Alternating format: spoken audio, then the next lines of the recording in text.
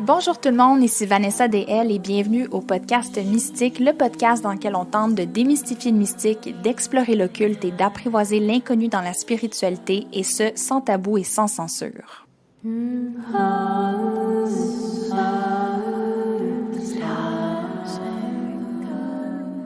J'ai décidé de dédier le question-réponse de cette semaine à la planète Vénus, qui est la planète maîtresse du signe du Taureau, donc le signe dans lequel on est présentement. Je n'ai reçu aucune question par rapport à ce sujet-là dans les dernières semaines, je vous l'avoue, mais je me doute que c'est parce que vous savez peut-être pas qu'à partir du 13 mai, Vénus, la planète de l'amour, de l'argent et des partenariats, va entrer en rétrograde. Donc, parlant de Vénus, parlant du signe du Taureau, je vais faire un petit retour sur l'épisode de la semaine dernière qui portait sur l'argent. J'ai reçu énormément de commentaires et de réactions parce que c'est un sujet qui est quand même sensible et qui justement fait beaucoup réagir les gens. La majorité des commentaires que j'ai reçus allaient vraiment dans l'optique de « merci d'avoir abordé ce sujet-là, ça fait du bien d'en entendre parler, oui c'est vrai c'est difficile, puis merci de jeter de la lumière sur le fait que c'est difficile de valoriser le genre de travail qu'on fait, peu importe le domaine dans lequel vous êtes. De juste valoriser nos talents et nos aptitudes est un concept qui est difficile. » Mais j'ai reçu aussi d'autres types de commentaires qui allaient dans un sens un peu différent, peut-être un peu plus traditionnel, où est-ce que, par exemple, on me dit « moi, depuis que je suis jeune, on me dit qu'on ne devrait pas charger d'argent pour l'utilisation de nos dons. » Personnellement, je ne suis pas d'accord avec ça, mais je trouvais que ce commentaire-là, parce que toutes les opinions, je veux dire, des opinions, ça nous appartient. Il n'y a pas de bonne ou de mauvaise réponse, mais ça en dit beaucoup sur possiblement le placement de Vénus de cette personne-là, ou de comment nos placements de Vénus vont nous faire valoriser des choses différentes. Parce qu'en fait, ça nous amène vers la fameuse question vénusienne. Qu'est-ce que l'on valorise? À quoi on dit oui? Puis indirectement, qu'est-ce qu'on rejette et à quoi on dit non? Si Vénus nous indique ce qui nous est cher, Mars va nous renvoyer à comment on va chercher à protéger ce qui est sacré pour nous. Donc, si vous voulez plus d'informations sur l'astrologie, parce qu'aujourd'hui, je vais vraiment me concentrer sur la planète Vénus, puis c'est une minime partie de l'astrologie, je vous invite à participer à mon atelier d'introduction à l'astrologie qui a lieu ce mercredi, le 13 mai. De cette manière-là, on va tous avoir les mêmes fondations, on va tous se setter les mêmes bases, comme ça, on va parler le même langage. Puis, je suis vraiment fière de l'atelier que je suis en train de créer présentement. Je pense qu'il est complet, je pense qu'il est clair, puis différent de ce qu'on entend d'habitude. Puis, mon amie Valérie est justement en train de créer une feuille aide-mémoire qui va permettre de consolider l'information pour que ça soit clair et accessible. Comme ça, on va pouvoir bien organiser ça dans nos têtes. Et c'est ça qu'on veut parce que Dieu sait que l'astrologie, parfois, ça peut être un petit peu lourd. Pour revenir à l'épisode d'aujourd'hui, ce que je veux aborder avec vous au courant de l'épisode, c'est qu'est-ce que c'est Vénus et qu'est-ce qu'est la rétrograde de Vénus, quelles sont les dates à se souvenir, comment est-ce que ça va nous affecter, puis comment est-ce qu'on peut agir pour utiliser ce transit-là de manière efficace. Puis, je vais terminer avec quelques pensées personnelles sur le sujet.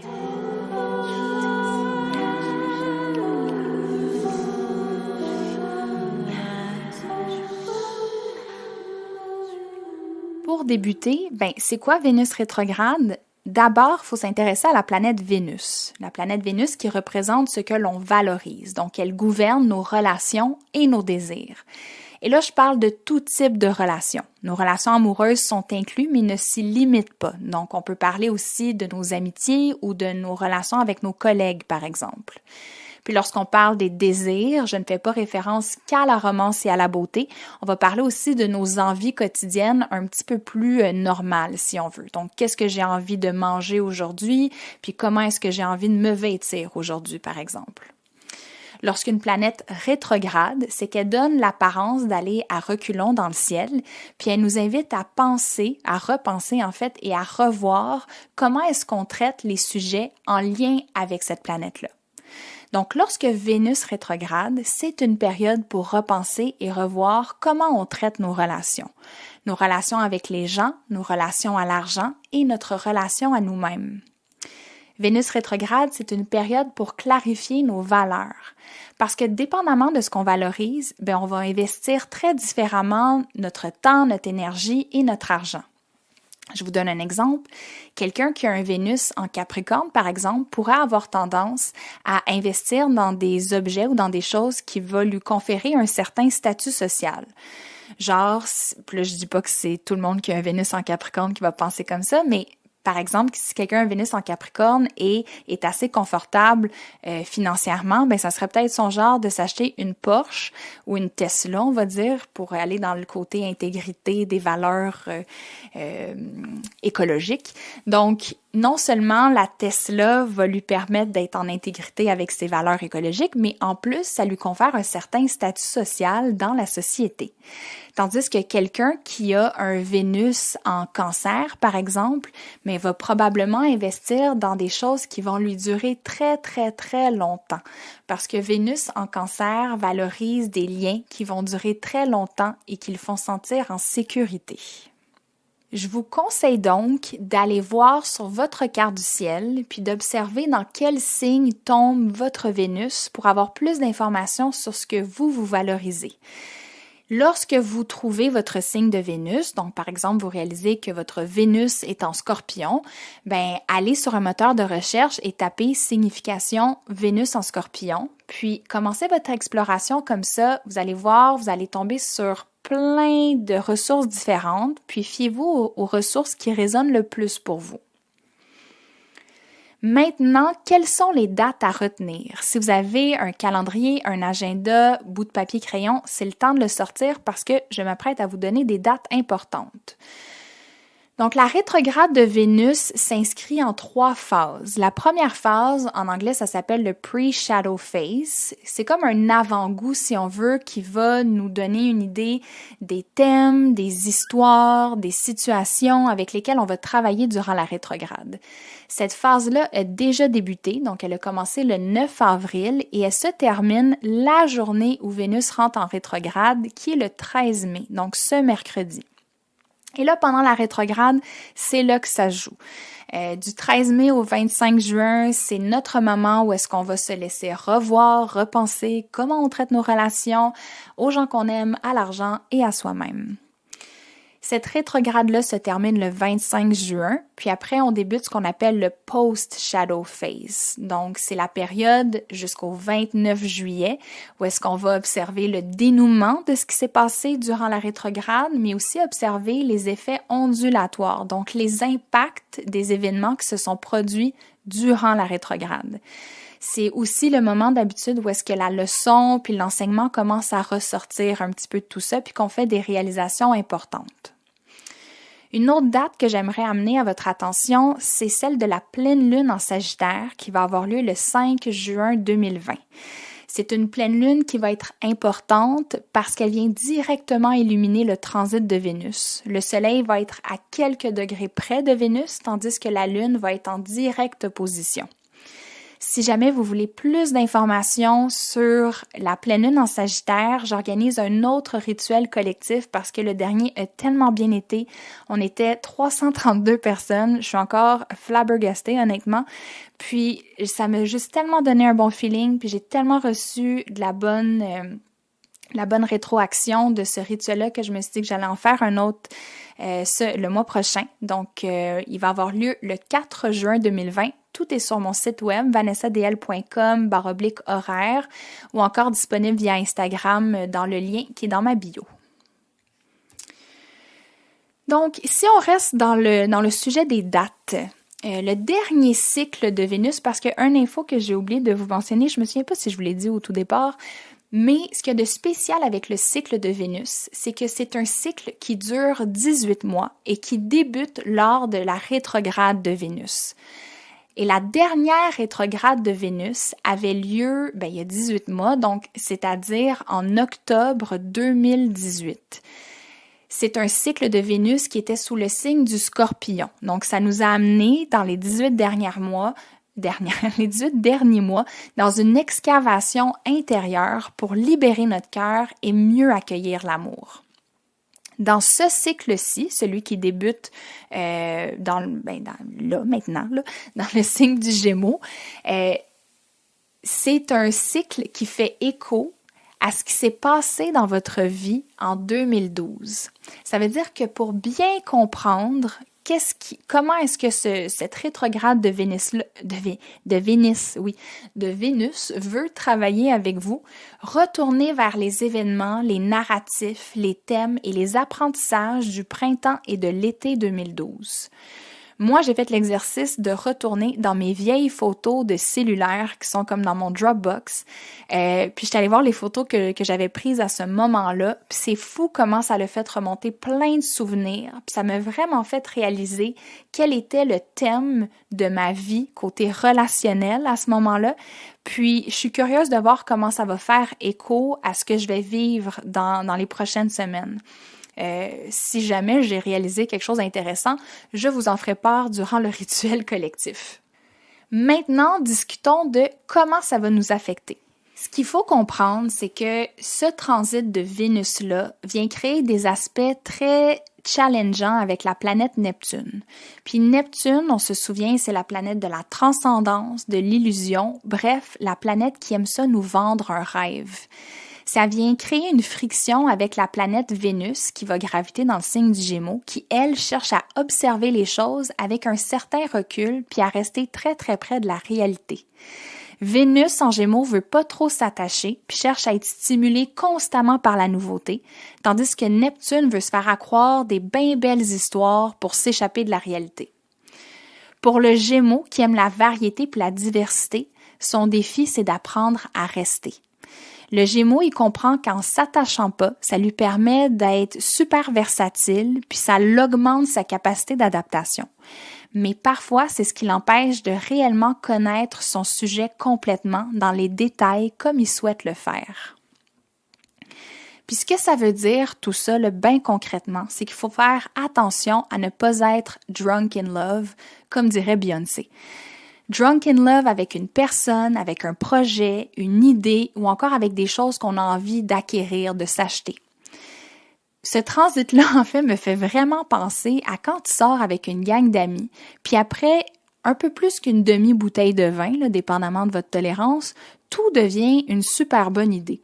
On devient super motivé, on rentre dans un fuck it mood, on a du gros fun, puis juste parce qu'on a du fun, tout en vaut la peine. Mais ouch, le lendemain matin, le réveil est brutal. Puis la question, c'est comment est-ce qu'on s'adapte une fois qu'on redescend de notre petit nuage? On va se sentir super excité par des idées puis par des idylles, mais il faut garder en tête qu'on doit avoir un pied dans le plaisir puis un pied bien ancré dans la réalité. Puis l'affaire, c'est qu'avec ce transit de Vénus-là dans le signe du Gémeaux, puis surtout avec la rétrograde de Vénus, on va avoir envie d'avoir les deux pieds dans le plaisir.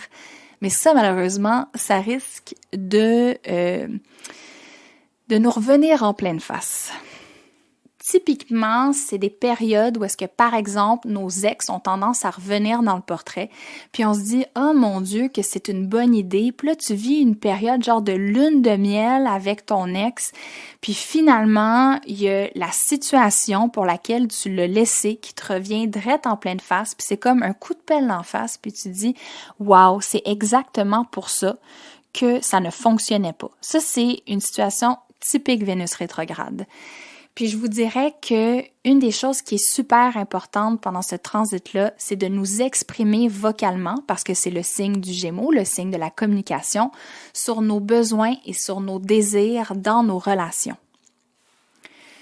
Puis qu'est-ce qu'on peut faire pour utiliser ce transit-là d'une manière efficace et voire même productive? Et là, je dis productive, pas dans le sens, t'as rien besoin de produire. T'as juste besoin d'utiliser intelligemment ce transit-là et c'est tout. Donc, premièrement, Profitez de la légèreté et du plaisir sans vous y agripper. Essayez pas que ça dure pour toujours parce que c'est là que la débarque va être difficile. Donc, essayez de simplement baigner dans ces moments de bonheur-là, mais en gardant en tête que c'est pas un état d'esprit qui est là pour rester. Deuxièmement, observez et prenez des notes. Le signe du Gémeaux, c'est le signe qu'on associe à l'archétype du journaliste. La personne qui fait des observations, qui écrit tout dans son calepin, qui décide de faire des recherches, d'explorer sous différents angles un même sujet pour essayer de mieux le comprendre. Troisièmement, même si vous recherchez de la nouveauté puis de la diversité, c'est pas une raison pour slacker sur les règles reliées au COVID. Faites attention à ça parce qu'avec le square, le carré qui est créé à Neptune et Pluton qui est rétrograde, ça pourrait se retourner contre vous. Et finalement, le plus important, expérimentez. Demandez-vous comment est-ce que je peux expérimenter dans mes relations. Envoyez une carte à une personne que vous aimez, créez une playlist pour votre crush, organisez une date sur Zoom si vous avez jamais fait ça, prenez un cours en ligne avec votre partenaire, etc. Il y a plein d'idées. Donc, l'idée, c'est d'essayer de trouver des nouvelles manières en expérimentant pour vous sentir stimulé dans vos relations interpersonnelles. Et là, au loin, je vous entends déjà me poser une question. Si on ne devrait pas débuter des projets durant Mercure rétrograde, est-ce qu'on ne devrait pas débuter des relations durant Vénus rétrograde? Voici ma réponse à la question. D'abord, c'est vrai que je ne conseillerais pas à des gens de débuter des nouveaux projets durant Mercure rétrograde. C'est toujours une meilleure période pour terminer des choses qui ont déjà été commencées. Mais quand on parle de Vénus rétrograde et des relations, je vous dirais que beaucoup d'astrologues disent que c'est pas le moment de débuter une relation. De mon expérience personnelle, dans le dernier cycle de Vénus, celui dans le signe du Scorpion, j'ai une nouvelle relation qui a débuté la journée même que Vénus est entrée en rétrograde et c'est ma relation avec Valérie, qui est une de mes super bonnes amies. Et je vous avoue que l'astrologie a créé une peur en moi à cause que je me disais, ben là, si je l'ai rencontré pendant que Vénus rétrograde, clairement, il va arriver quelque chose, je vais être trahie, elle va parler contre moi, elle va arrêter de m'aimer, elle voudra plus être mon amie, etc. Puis là, je me suis mis à être un petit peu dans la crainte. Et turns out que c'est encore à ce jour une des personnes de qui je suis le plus proche. C'est une relation merveilleuse dans ma vie et très précieuse en fait. Puis je vous dirais que pour moi, ce qui a été plus présent dans ma relation avec Valérie, et c'est là que le Vénus rétrograde rentre en jeu, attendez-vous à ce que les relations que vous débutez durant Vénus rétrograde changent de forme.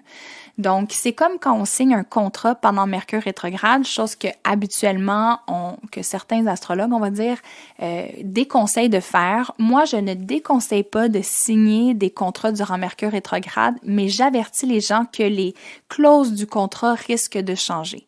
De la même manière, si vous débutez une relation pendant Vénus rétrograde, je pense que les fondements de la relation ou les ententes de la relation risquent de changer.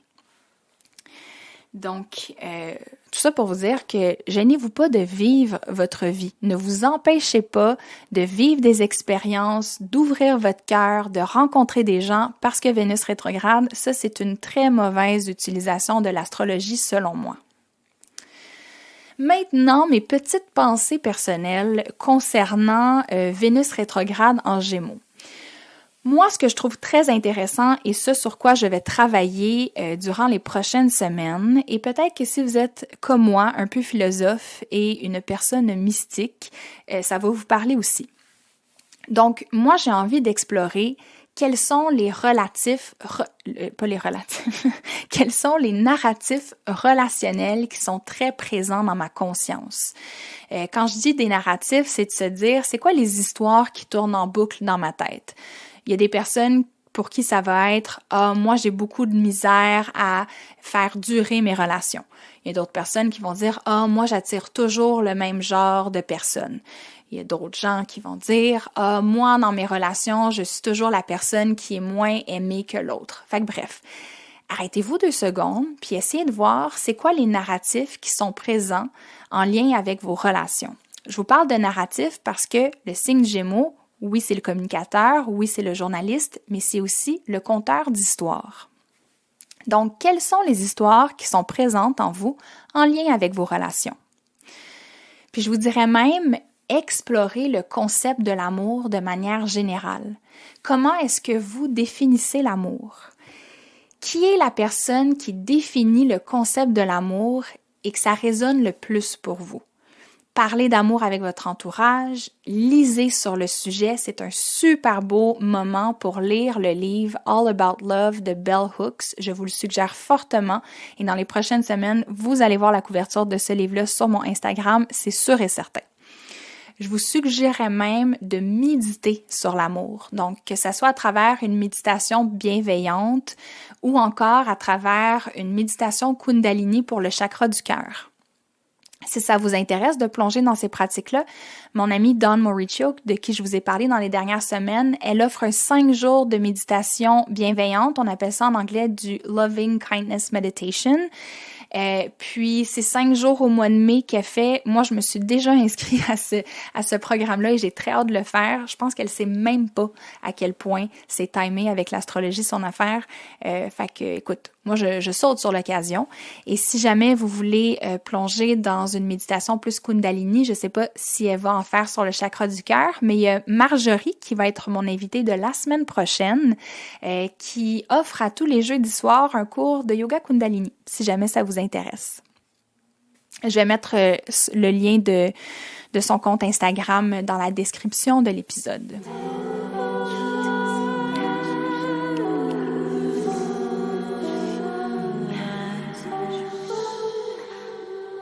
Juste avant de vous quitter, j'aimerais vous partager la définition d'un auteur, une définition sur l'amour, bien entendu, d'un auteur qui a non seulement son soleil, mais également sa lune en Gémeaux. Et c'est à ce jour ma définition préférée de l'amour. Mais avant de vous la partager, je vous rappelle qu'il y a un atelier d'introduction à l'astrologie qui a lieu ce mercredi le 13 mai, un cours de High Times Yoga, donc Yoga et Cannabis, qui va avoir lieu le 24 mai prochain. Tout est disponible à travers mon site web www.vanessadl.com/horaire.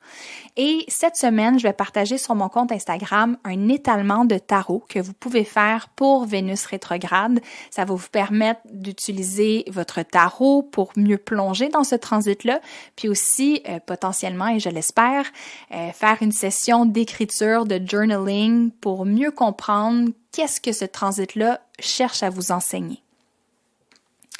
Sur ce, voici mais la définition de l'amour selon Scott Peck, qui est non seulement un auteur, mais aussi un psychiatre.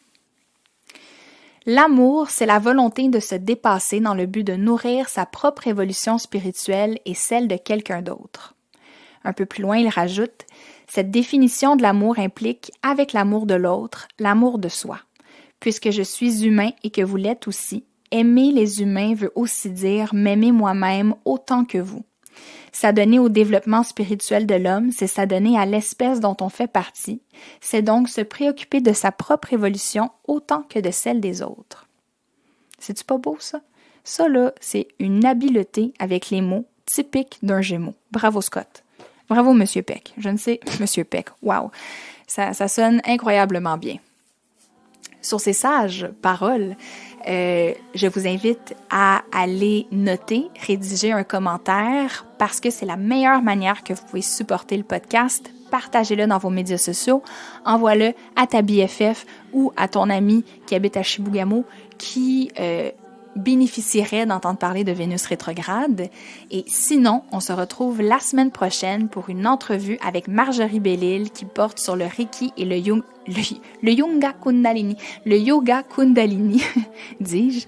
C'est un super bel épisode, je suis vraiment fière et j'ai très très hâte que vous l'entendiez.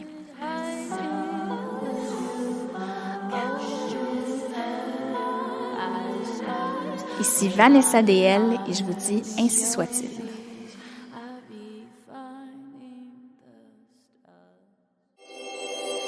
Une Production Roméo.